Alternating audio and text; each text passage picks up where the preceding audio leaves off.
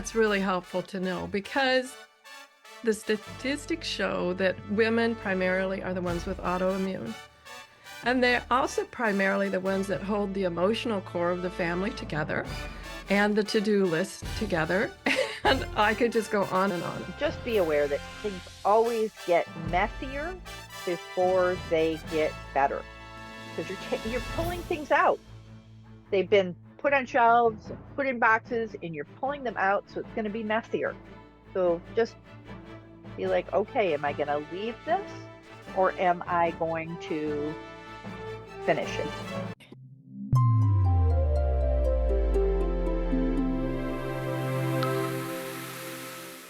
Welcome everyone to the Autoimmune Hour. I'm Sharon Sayler from SharonSayler.com and of course from UnderstandingAutoimmune.com. And I have to apologize right away because if you're hearing noise in the background, wouldn't you know it, just as the show starts, the garbage truck shows up. So apologies if you're hearing some clanking in the background for the next couple of minutes.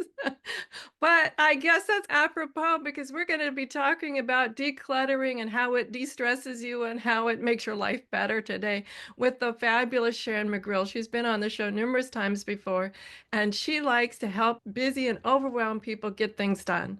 She's the owner and president of the Betty Brigade, and that's an organization and relocation company as well as handyman services. And Sharon and her team of Bettys perform such projects as moving coordination, clearouts, organizing, and handyman services. She is the author of the super book, I love it, Downsizing the Silver Tsunami, Who to Call and Where Does the Stuff Go? I'm so excited to have you on, Sharon, because all New Year's things happen. It's like the first thing you think is, oh my gosh, with all the Christmas stuff and things like that, I begin to feel overwhelmed that I just have too much stuff. You pull things out for the holidays and all of a sudden the rooms get super full. It can be emotionally overwhelming. So I asked Sharon to be on the show. Sharon, share with us some of your insights about what happens to us at the beginning of the year and things that we can do. I like doing things, like checking them off my list. Let's start with, did you get enough rest over the holidays? Did the holidays overwhelm you? And I'm just going to be transparent here. Even my rest time this year was not restful. And so giving yourself permission to leave it up for another week or so. It's really okay. Does it hurt anybody that your tree is still up? If it's a fire hazard, then maybe there's a priority, but Yeah, that was my one thought. But luckily I have an artificial tree. yeah. But who cares if your creche is still sitting out or if you've still got your menorahs out, or who cares? Who cares? Really? If you want to go clear it up, yeah, make it a priority, but maybe do a little bit at a time. And, and if you're like me, I always forget stuff. So there's always two or three things that I forgot to pack up. And so it's, oh man, I put away all the holiday stuff and now I've got these two bulbs or this wreath or this garland or whatever it is that's still hanging around. And it never gets put back in the box because the box is already packed and it's already put back in the holiday area. If you're like me, I have a holiday area of decor. Some people just throw it in a box. That's okay too. No, I have a holiday area too. So it's a very specific place that I can get to, but it's not always easy because I only get there twice a year, at the end of the year and at the beginning of the next. So I think it's okay to give yourself permission to leave it up for another week if you want. If you're feeling like you still need that extra rest, then give yourself that extra permission to say, you know what? I enjoy these things. I only see them for a few weeks every year, and I'm going to leave them up for a few more days. Who cares? Absolutely. And if somebody cares, they can volunteer to help you take it down. Thank you. That's my Exactly. rule. Yes. Yes. I also have that rule about food. If you want a specific dish, guess what? You're making it. I love that too. You Like can bring it you want over. the yes, yes. If you want grandma's special potatoes, you're making grandma's special potatoes because this is what I'm making. This is what's on my menu. Yeah. I think that's really helpful to know because the statistics show that women primarily are the ones with autoimmune. And they're also primarily the ones that hold the emotional core of the family together and the to-do list together. And I could just go on and on of all the things that women hold together. Mhm. And I love this idea of assigning what is what, taking it off my to-do. And if it's important to you, it's on your to-do now. Yeah. I made a decision a few years ago that I wanted to enjoy my holidays as much as everybody else. And so I stopped cooking and started having my holiday food catered. And I still make the turkey for Thanksgiving, and I still make a some sort of protein for Christmas because that's what I celebrate. But all the side dishes, I buy them. Let somebody else do that hard work because I want to enjoy the holiday. I really do. And it's not worth it to me to get stressed out and to cook for 2 days. Oh, absolutely. And maybe even set your healing back a month or two just over the stress of all of it. Oh, I think Oh, for that's really sure. important to know.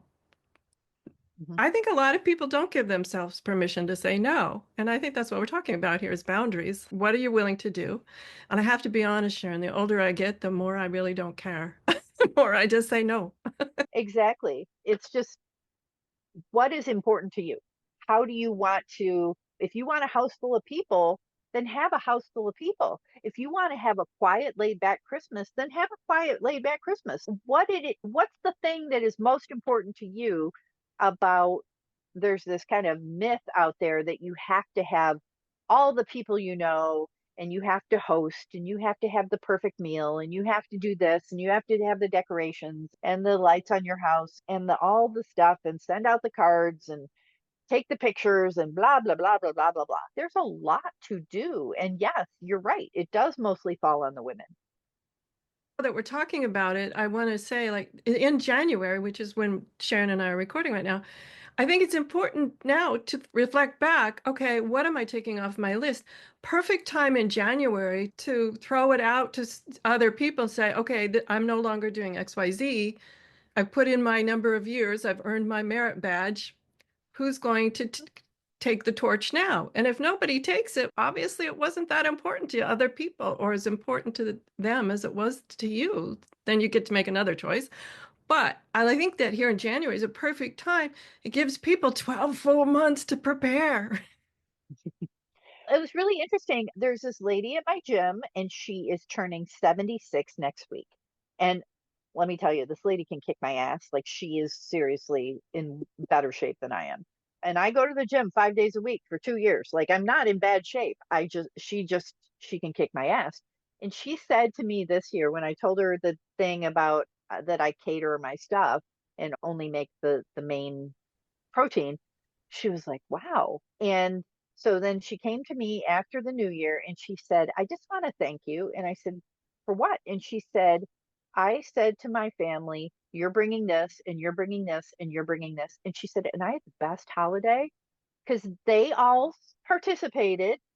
Everybody did their reciprocal, like I brought a dish. She said, and it made things so much easier for me. And she said, I never thought to do that.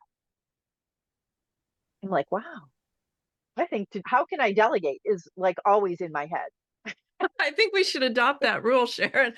Courage Club community here, adopt the rule. How can I delegate? And not just around the holidays. I want to say there's No, so many things. I've got family members who are now, their children and spring break is just right around the corner and running around trying to prepare for that. And then after that's the end of the school year and they're already thinking about summer camps. Oh my gosh, the list is endless. And I think delegation, let's put that, I want to like invisibly put that right in my forefront here that only I can see that, but it's my blinking light. Delegate. delegate, delegate. Now, that being said, this is not about guilting people into things. So there is this whole contingent, and we come across them all the time in in with clients of people who say, my kids are going to clean out my basement, or my kids are going to deal with my stuff after I pass. And that is the worst gift you can give your family. That is, let me die and add a burden on it. Yeah. Like, I yuck. recently walked through a home. I was like, that is a fascinating architecture, fascinating home. And they were having an open house. So I thought, what the heck? And it turned out the story of it was couple had built it from scratch years and years and decades ago. And it was a very unique home and it was full to the brim with stuff. It wasn't like a hoarding thing, but it was well decorated. Lots and lots of things. Every wall was used. And the story of it that the real estate agent told me was that the woman had passed away and the husband was overwhelmed and moved out of state and left it all to his daughter. And I mean, I can empathize with the other side of that, but as a daughter myself, I was like, oh my goodness, 3 floors of stuff and not knowing what would be still be important to the living parent or not. I think about my own family members, and I'm sure I don't understand the history of a good portion of what they have.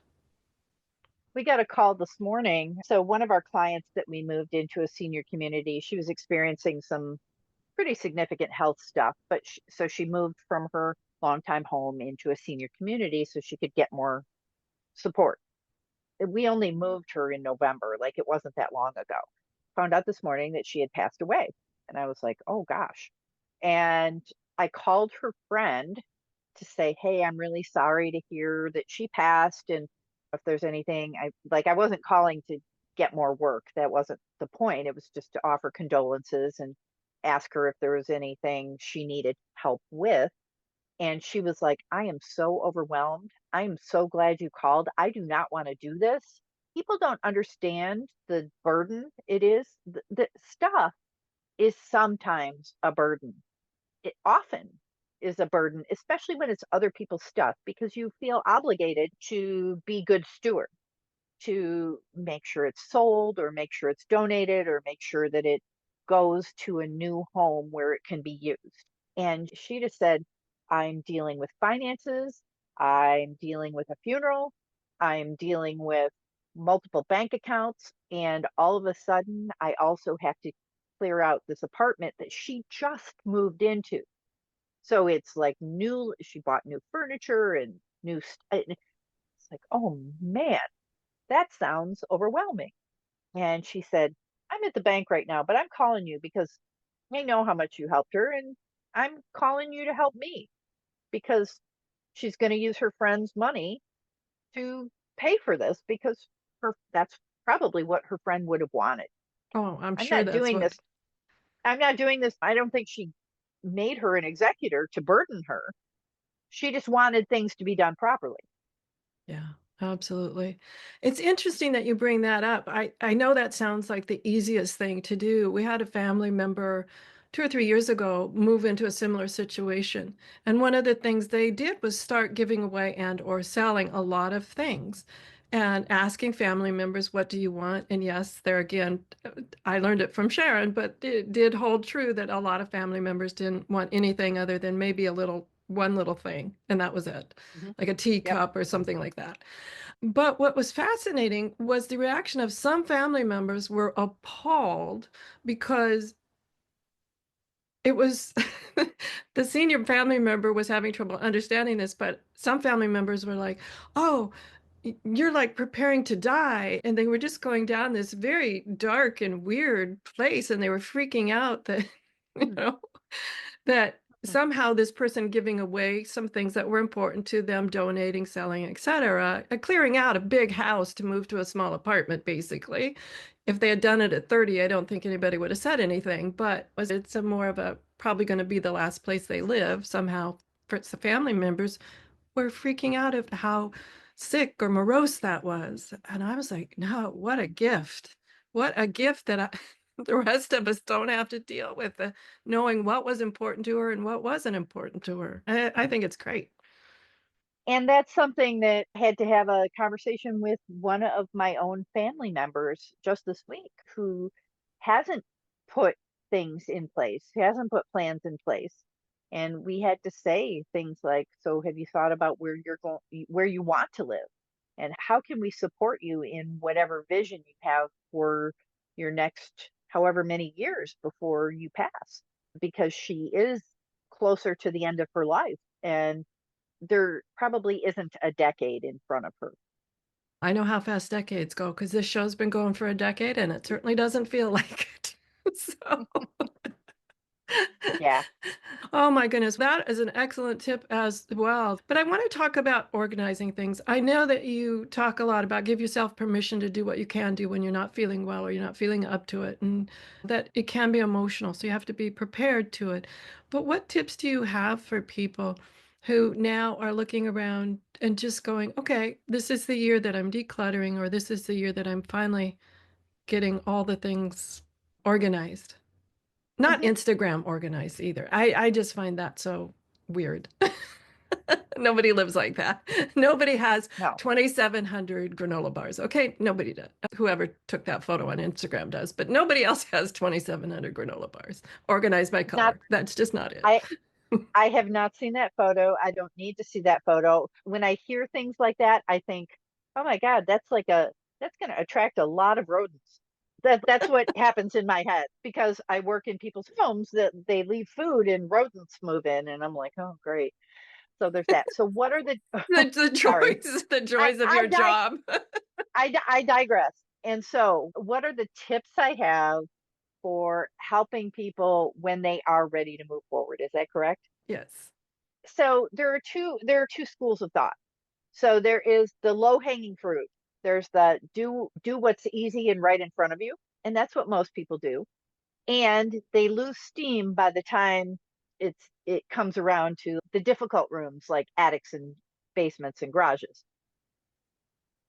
My thought, my personal preference is start with the hardest stuff first because that's when you're motivated, right? So you're like, okay, I'm going to do this. And it doesn't mean that you have to do it all in one day. That is not what this means. It means that you say, I'm going to work for 2 hours every day until this room is done, or I'm going to work for half a day every day, or I'm going to dedicate one whole week and this is all I'm going to do.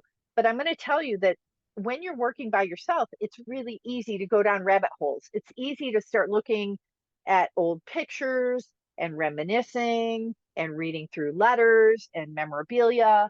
So I strongly suggest that you have a partner with you, whether it's your spouse, a friend, um, or somebody who does this professionally who can keep you on track. And you can even set timers and say, I'm going to work for 1 hour and then I'm going to take 10 minutes to go move things around the house. And then I'm going to come back for another hour and I'm going to, for 10 minutes, move things around the house.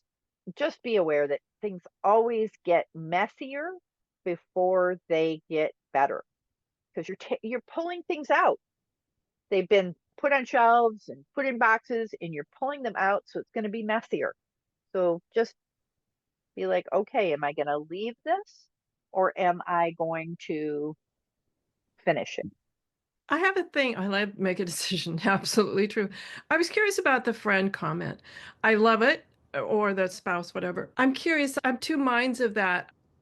My most successful moves recently, where I brought in my least sentimental friend to help, because Yep. a lot of things that I don't miss, but I might have kept. Oh, we actually donated and things were great, and it was wonderful to get rid of them, and I don't miss them. I do have a friend who got rid of her childhood stuffed bear in that whole craze of what get rid of everything kind of craze. And now she regrets it. So it was an interesting thing. Do I bring in my least sentimental friend and get a good cleaning, get a good clearing? And but always, I guess the little rule I learned or the lesson I learned was always keep your stuffed bear from childhood, just in case. And how I look at that is, and I am not a sentimental person. I'm that person that, like, when someone gives me a card, unless they've written me a really heartfelt note, I go, oh, that's nice. And then I recycle it. Like, that's how long I keep a card. My husband, he laughs. And so he started buying me these little tiny cards because I think they're cute. This is my favorite. This card has no purpose. Oh, that They is gave it to great. you. They gave it to you anyway. But anyway, so I have this whole little shelf of tiny little cards. I don't know why I kept them. I just thought that they were novel. So to go back to your question, do you bring in your least sentimental friend? Yeah, you do. You really do. If you're going to bring in the person who has high sentiment and you already have high sentiment, you're going to keep every freaking thing in your house. That's not Yeah, downsizing. even the dust Um, bunnies. I don't know about that, but my husband is a very sentimental person and he holds on to a lot of extra stuff. And it's very hard for him to organize. And I can't work with him because we end up arguing. I'm like, why are you keeping that piece of crap? And he's like, because it was given to me by my great aunt's cousin and I like it. And I'm like, oh my, whatever. And so I think the least sentimental people are helpful because they're going to give you a clear-eyed perspective. And I don't know if I've told this story on your in one of the many times I've been on the show, but so here's an example. Like there was this lady, we were moving into a senior community and she had clothes in pretty much every bedroom of the house, and it was a big house. And so we decided to take all her clothes and consolidate them so she could see what she had because it was spread out in so many different rooms. Turns out she had 27 red turtlenecks. 27. She goes, I just bought them and forgot I had the other ones. And that's usually what happens with people. They buy it because they either can't find the original one that is somewhere in the house, or they buy it because they keep buying the same thing. For example, I buy the same shoes over and over again because I like a certain style. And so if you were to look at my shoes, you'd be like, oh, you have the same shoe in 15 colors. Yeah, pretty much. Different heel heights, but yeah. And so having somebody who can look at it clear eyed and say, okay, if you don't wear 27 red turtlenecks every day, because that's like a month's worth of turtlenecks pretty much, let's take it to half. And she said 13 is still a lot. And I was really happy that this lady said that because I think 13 red turtlenecks is way too many. And I said, what if we took it to 10? And she said, how do I get it down to 10? And I said, okay, so are there some that have holes in them? Yeah, there were a couple. Immediately those go. Okay, are there some that when you wear them, the arm twists the wrong way, like it's not properly sewn, so it's a little ill-fitting? Yeah, there's a couple of those. Okay, those go. Okay, what are the ones that aren't like maybe you're an orange red in your skin, but the turtleneck is more of a blue red in it, so it kind of clashes with your skin. Okay, there's two or three of those. So that's where you start. Take away the ones that aren't really a fit, and then you can narrow and get clearer about what you want. I love that you said that's about a month's worth of red turtlenecks. That was quite a stark image when I started thinking about it. I love counting them and going, okay, how many is that? A month's worth or 2 months worth? Why do I have 3 months worth of something? Especially that's a non-consumable like red turtlenecks. And interestingly enough, in this same house, the lady's husband, who had died before her, he had a bag and it was labeled string, too small to use. Really? He was keeping string that's too small to use in a bag in the basement. Although I do know a lot of people from my parents' age that grew up in the Depression, and I've have friends and family members who for decades kept cans of bent nails, coffee cans, that kind of bent nails. Or I remember one particular fellow from the neighborhood I grew up in had a ball made of rubber bands, and he just kept making it bigger and bigger. But the thing I've noticed as I became an adult is rubber bands degrade fairly quickly. At least they do now. Maybe back then they didn't, but I was No, like, wow. they degrade. Yeah, the rubber wears out, they snap, they break. Yeah, rubber bands are not something to hang on to. And I get, and we work with a lot of folks that went through the depression and had that lack mentality for about a decade. And so they save things. They need to save. And it's so ingrained in them. It was such a traumatic experience. And the depression was a traumatic experience. That was a national trauma. And because so many people did not have what they needed just to buy. And so everybody went on an austerity program.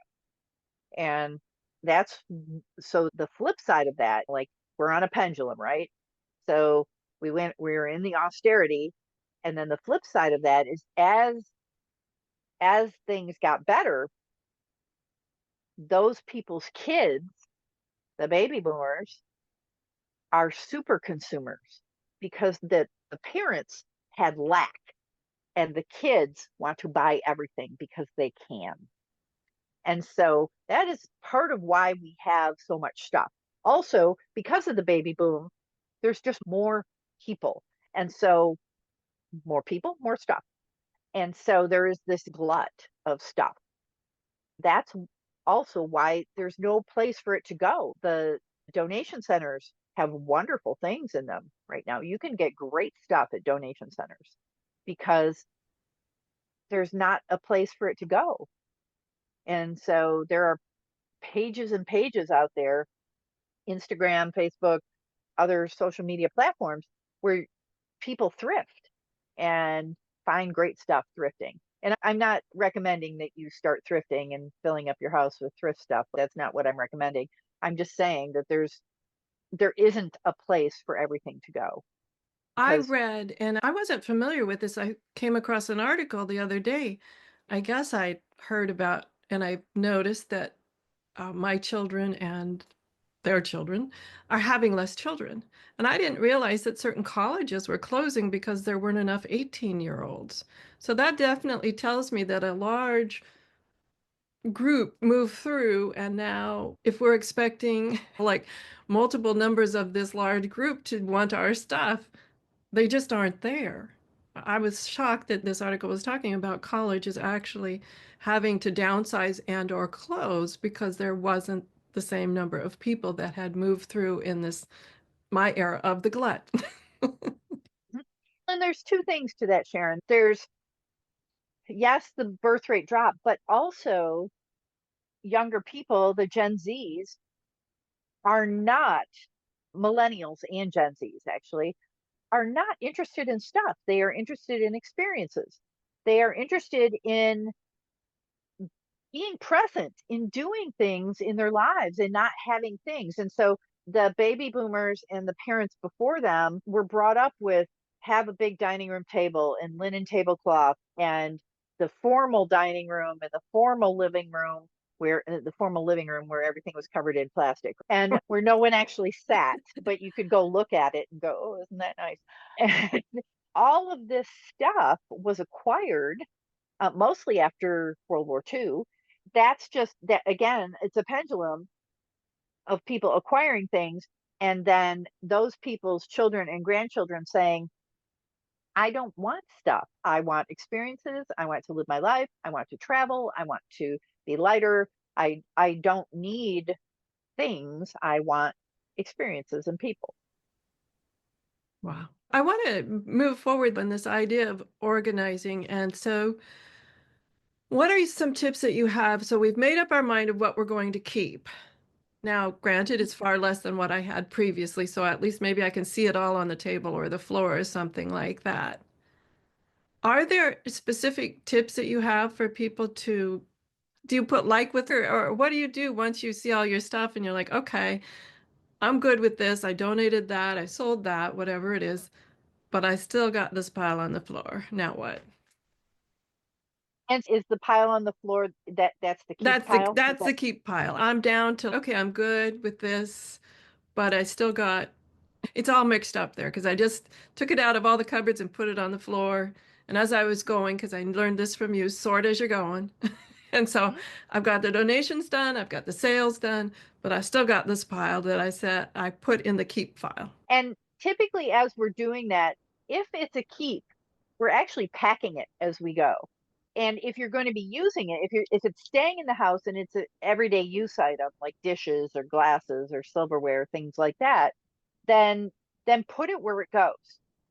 But if you're not going to be using it every day, like holiday decorations or um, knickknacks, like I trade out my knickknacks regularly because I just like to have different stuff out. And I'm like, oh, I love this, but I'm not ready to get rid of it yet.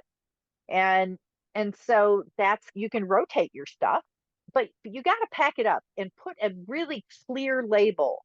You can have it in a clear bin, but put a big label of this is what's in this, inside this box. And you can either write an inventory and put it on top of the box, but ideally you put the inventory right on the side of the box so you don't even have to open the box to find out where that thing is. Oh, that's a great idea. That's a great idea. And I just want to add a little caveat is be careful how you pack it.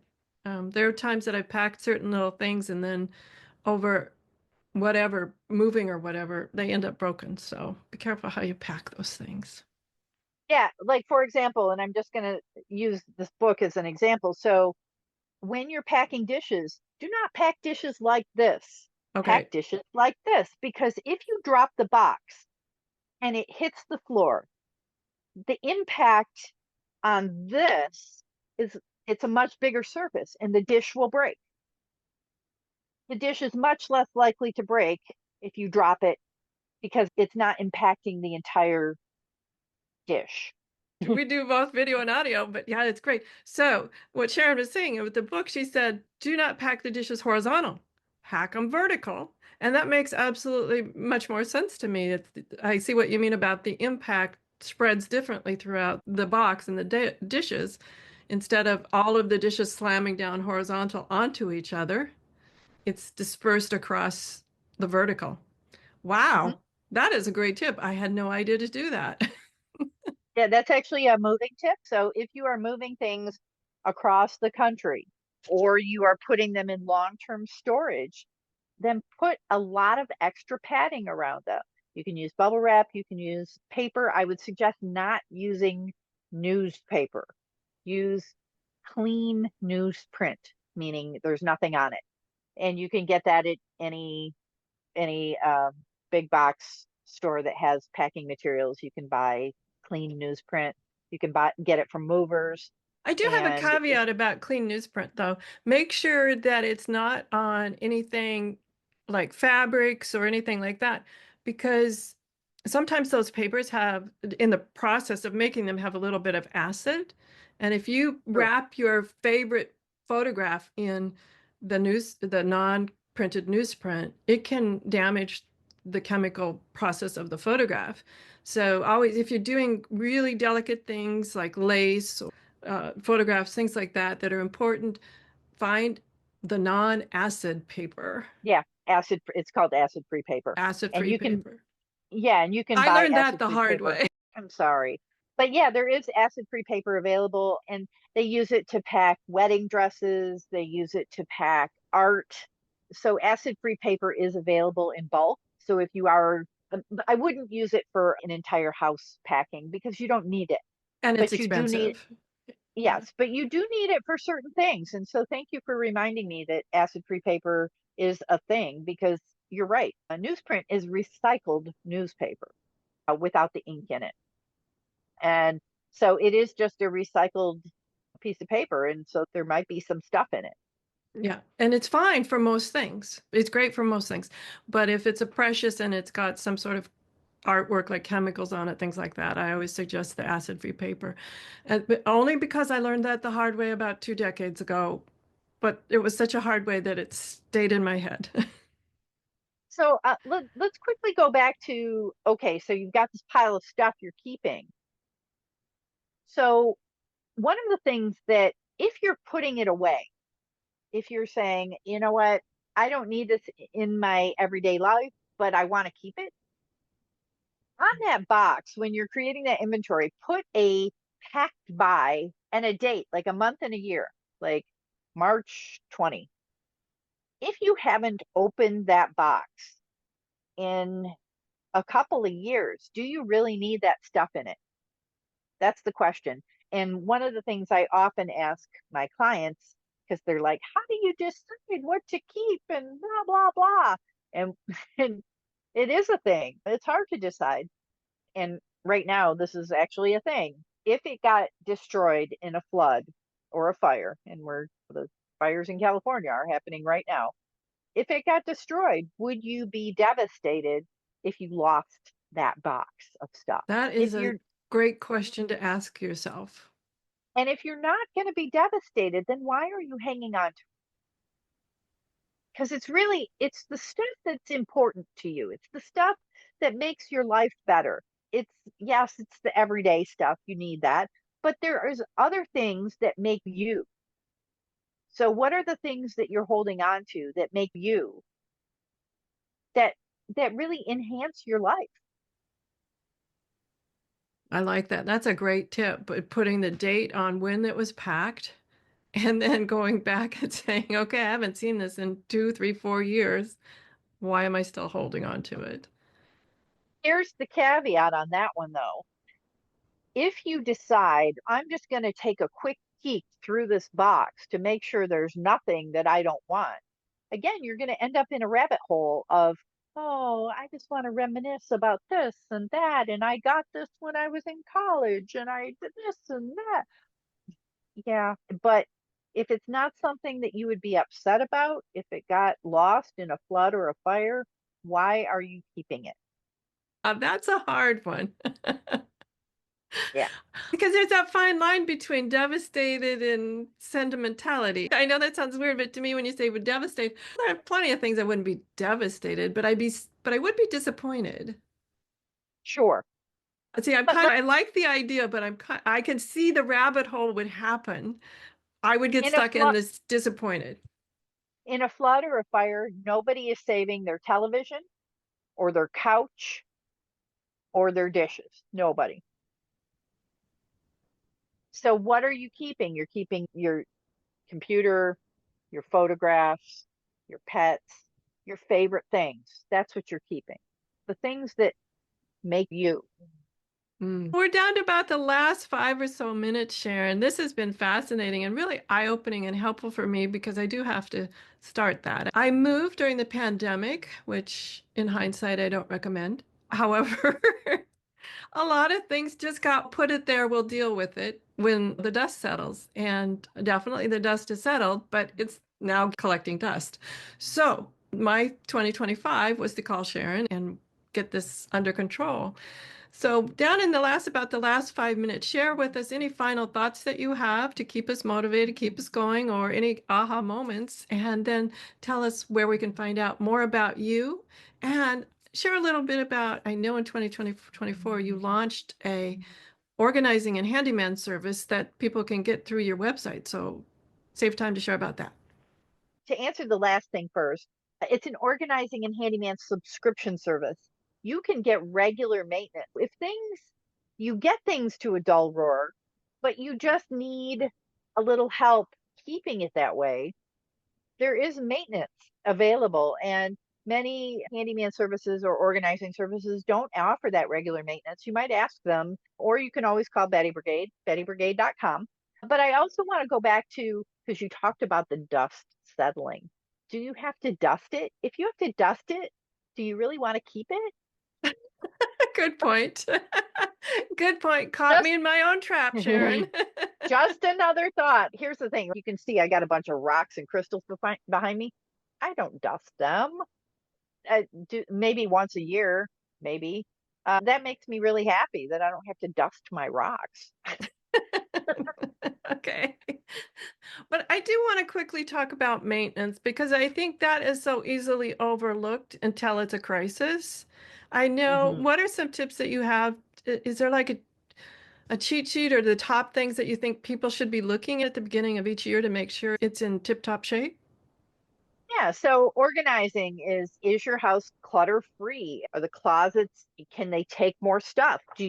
Are you hanging on to things that no longer fit you, or you're just hanging on to because they're sentimental, but they're not really, you can't wear them, or you're not using them. So those are the kinds of things. Think about how can you make space? Because let's say you're selling your house tomorrow and you were talking about moving. If you're selling your house tomorrow, your closets have to be neat and orderly, and there has to be space in them so that the new buyer can look at it and go, yeah, I can see my stuff in here. And it can't be crammed full of every pair of shoes and coat and dress that you've ever had in your life. that doesn't make sense. Culling, looking at, I haven't worn this in X amount of years, or it's no longer in style. And I know that people say, I keep things because eventually it'll come back in style. But you know what? Style only circulates about every 20 to 30 years. So do you really want to be hanging on to those clothes? The other So thing about hanging on to things, when you mentioned shoes, I used to have a fairly large collection of shoes, but as I went through a lot of them that I liked, wore once a year to an event or something, I realized a lot of them had degraded over time. And it would have that's been much true. better to donate them to some sort of charity that could use professional business type shoes instead of letting them degrade over time. Plastic and man-made products degrade. And so that's actually a thing. And we come across that all the time. There's this thing with old dolls. If you touch like baby doll heads and arms, especially from the 60s and early 70s, you can touch their arms and it feels like they're coated in honey. That's how sticky they are. And they might have been in a box covered, but you touch them and they're sticky, it means that the plastic has degraded and that dolly is no longer any good. That plastic is a no go. And that happens with trucks. And I'm just using dolls as an example. But maintenance, like going through your things and saying, I am ready to let this go. But the thing that is most important, especially as you age, is maintaining your home. Your home is probably your most valuable asset. Keeping things up, keeping the furnace up, keeping the hot water. Did you know you have to drain your hot water heater once a year, at least once a year, because it gets calcium in it, and the life of your hot water heater degrades if you don't drain it once a year. It's a I thing. I knew that because I found out the hard way. So many people don't know that.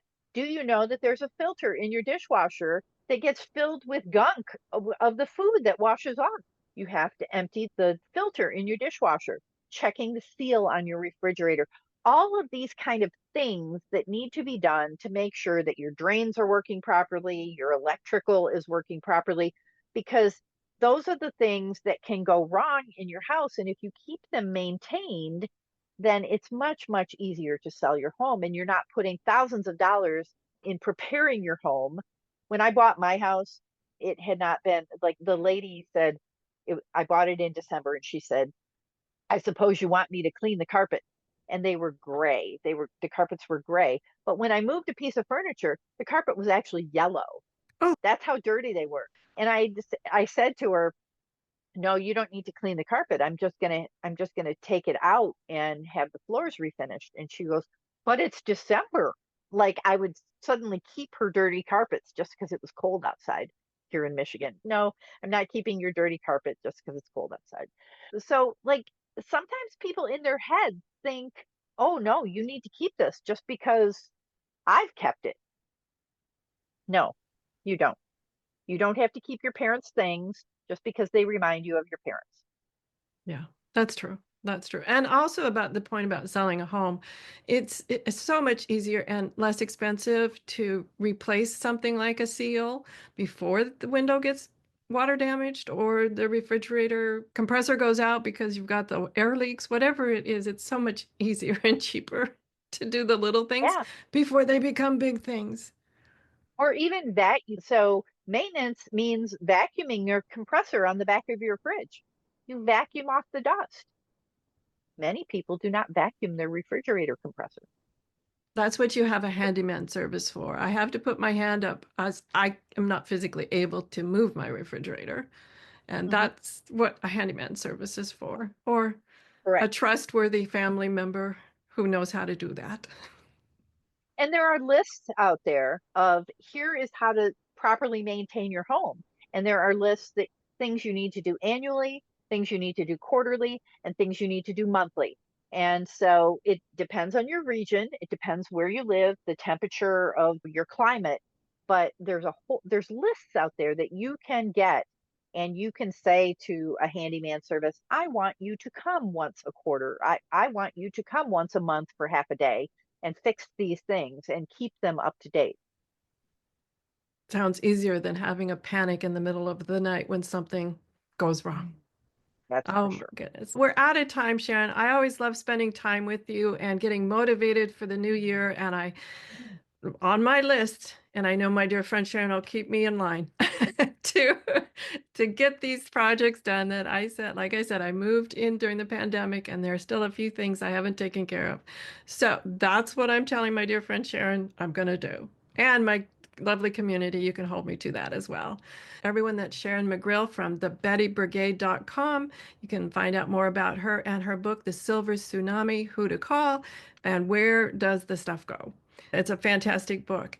And everyone, have a great week, whatever your adventures. And if you're watching on YouTube, please hit the subscribe button. We're working really hard to build our community and get the message out that you are not alone. And if you have a diagnosis or someone that has a diagnosis, join us here in the community and share with us everything that's going on with you. So, subscribe below. And if you're listening to an on audio, be sure and follow or subscribe where you're listening to so you'll get the notifications that when a new episode drops.